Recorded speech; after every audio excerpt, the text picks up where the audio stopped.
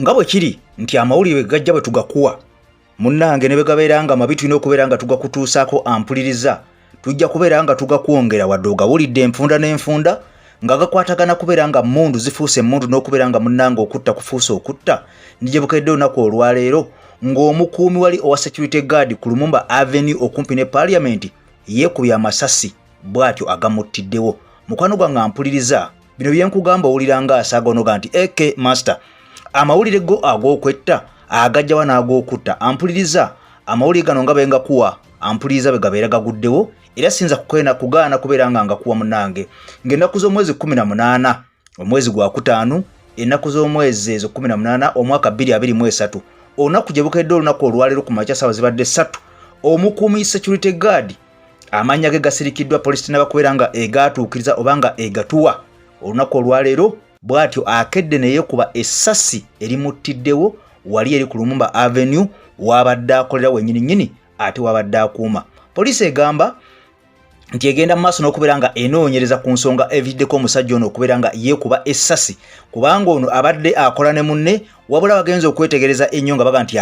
ku luno si munne yamukubye ono yennyini yasazeewo ne yeekuba essasi munnange oba oliawo ne yejja mu mbeera ey'obulamu obw'ennaku zino tetumanyi kiki kimuviddeko kubeera nga yetta tewali amanyi lwaki yesse mu ngeri y'emu tugenda kubeera nga tutunulira omuvubuka amanyiddwa nga Eric onono Eric ye yavaayo n'agamba nti yatulugunyizibwa aba security operatives oba aba CMI wabula waayita ennaku 3 munnanga ampuliriza ono ne yekyusiza mu kiti ng'embazzi naga nti ate nedda si ba security be baali bantulugunya munnanga abantulugunya baali ba National Unity Platform be banjokya ne paasi balina n'emmundu balina ne drones balina ne safe house olwali tugenda kubeera nga naye tumutunulira akomyewo mu mawulire ng'atema omulanga alinga akaana akato munnange nawanika n'emikono kati wulira nga sinaba kubeera nga tweyongerayo n'obwomba firi eno nkusaba sooka ogimpere ekigalo esobole okubeera nga efuna mileage message eno etuuke ku buli munnayuganda yenna gy'ali kyokola ekyo ekyokuteekako ekigalo mukwano gwange ampuliriza kyekisingira ddala mu byonna bye wali okoze era nkwebaza okubeera nga obeera onsasudde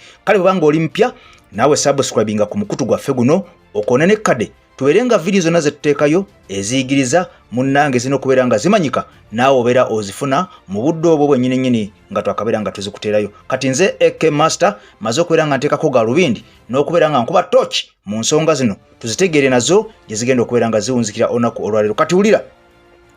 gye bukedde olwaleero ng'ennaku z'omwezi 18 omwezi gwa kutaano omwaka 2023 wali ku Lumumba Avenue okumpi ne Parliament security guard oba omukuumaddembe wa SG munnanga avuddeyo bw'atyo ne yeekuba essasi erimuttiddewo bw'atyo n'ava mu bulamu obw'ensi eno. Poliisi egamba egenda mu maaso n'okubeera nga enoonyereza baagala bategeere omukuumaddembe ono avudde ku ki okubeera nga yeekuba amasasi agamuttiddewo n'abeera nga ava mu bulamu bw'ensi eno obuwomera abangi. Ono kigambibwa nti wabadde akolera bawulidde buwulizi kyasi munnange nga kyabika ogenda okutuukawo ng'omusajja amaze okubeera ng'agwa era ng'ali mu kitaba kya musaayi ng'afiiriddewo era nga n'emmundu ye kennyini agikutte mu ngalo wabula kimanyikiddwa nti abantu bangi munnange abatera oluusi okubeera nga basumagira oba oliawo ku mirimu abantu bangi oba oliawo naddala bano abakuumaddembe ampuliriza babeera ne stress babeera n'ebizibu babeera n'ebirowoozo nga bingi oluusi ne bakookinga emmundu oba oliawo ne bakwata ku trigger nga tebagenderedde ne beekuba ne bejja mu bulamu nga tebagenderedde abalala babeera basumagira naye ng'emikono gye bali ku trigger oba oliawo ne beekuba mu tulo otungi ate ne bafundikira nga bafudde kale no munnange kitalo nnyo kitalo ddala okufa kufuusa okufa amasasi gafuusa amasasi emmundu zifuusa emmundu naye katusabe Mukama Katonda ng'abakulu bwe bategeezezza nti abantu bano bonna bagenda kubeera nga babazzaayo baddemu babatendeke bupya okubeera nga munnange bamanyi okubeera nga bakozesa emmundu n'okubeera nga bamanyi okubeera n'emmundu mu bantu n'okweyisa mu bantu baleme kubeera nga bayisa ng'ensolo okutta abantu be bakuuma nabo bennyini okubeera nga betta okulekera ab'enganda zaabwe obuvunaanyizibwa bwe baba balese emabega kati ebyo ng'obitadde ku mabbali ng'omukulu amanyiddwa nga Eric ono mwenna mumujjukira ono yavaayo n'atema omulanga bw'atyo yalagibwa aba National Unity Platform ensi eno ng'agamba nti yali awambiddwa abakuumaddembe oba bayite ba security operatives era n'agamba nti bamutwala ku CMI eyo ne bamutulugunya ne bamukuba emiggo ne bamwokya paasi kossa entulugunya endala eya buli kala munnange ono yavaayo n'abeera nga atulaga ebiwundu ebyali mu kifuba ku mabeere ge era ng'ali mbulumi obw'ekitalo wabula waayita ennaku zaalinga 3 ono munnanga olutambi n'alukyusa n'abeera ng'ateekamu koodi endala ne tumulaba ng'alina omukulu amanyiddwa nga Brigadier General Felix Kulaije ono nno nga ye mwogezi w'amagye ate Eric n'addamu n'awa version endala ng'agamba nti ate abaali bamutulugunya munnange tebaali bakuuma ddembe wabula baali ba National Unity Platform bennyini be baali bamuwamba era ne bamutulugunya ne bamwokya paasi era ng'ono agamba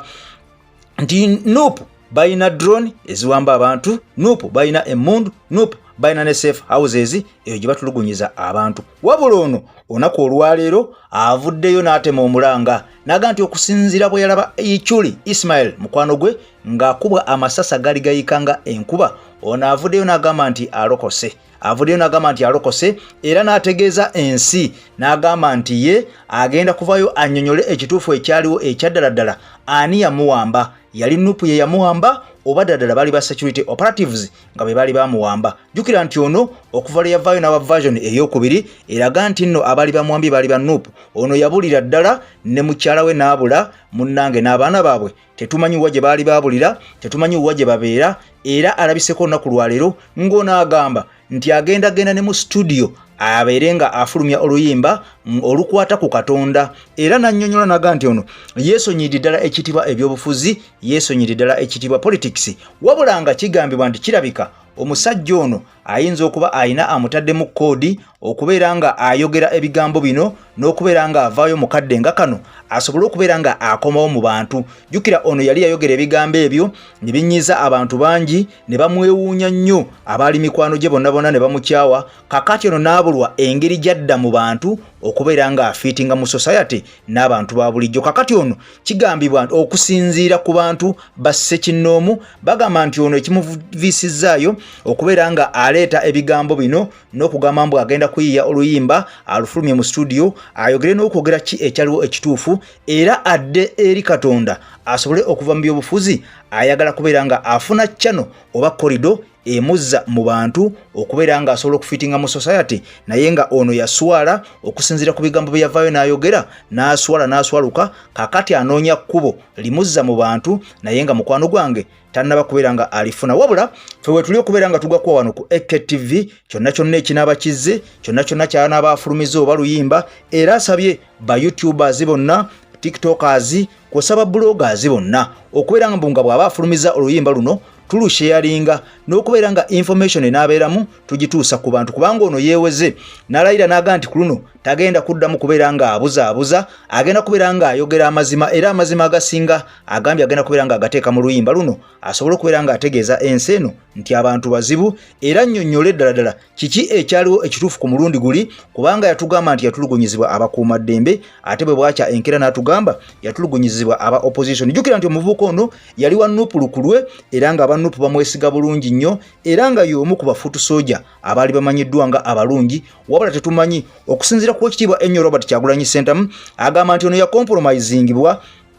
n'aweebwa ssente n'okubeera nga yatiisatiisibwa asobole okubeera nga akyusa olutambi n'okuswaza abakungu okubeera nga munnange bino bye yali ayogedde abimenya ojjukira nti abakungu bangi naddala mu magye abaateekebwako ennatti oba ziyite envumbo naddala mu Bulaaya eyo nga tebakyasobola kubeera nga basaalimba nga bwe baalinga tebakyasobola kubeera nga bakola businesses tebakyasobola genda kujjanjabwa nga bwe gwalinga oluvannyuma lw'omunanga olw'ekibiina eky'amawanga amagatte kossa eggwanga erya America n'eminywanyi gyayo okubeera nga lyabassaako awakazito nga ligamba nti bano baalinyirira eddembe ly'Abannayuganda eddembe ly'obuntu ne badda ne mukati ne beewogoma kakati munnange ng'ate bo amawanga nga America ne Bulaaya bagamba tebakwatagana na muntu oyo yenna alinyirira ddembe lya muntu wa bulijjo okulinyirira eddembe ly'omuntu n'okubeera ng'oliisaamu olugaayu bano bagamba nti tebakkiriziganya nakyo era y'ensonga lwaki bano bagamba nti baavaayo ne basala okuteekako abakungu abamu ennatti oba ziyite envumbo oba ekkoligo okubeera nga tebakyasobola kwetaayiza mu mawanga ag'abazungu ag'abakyeruppe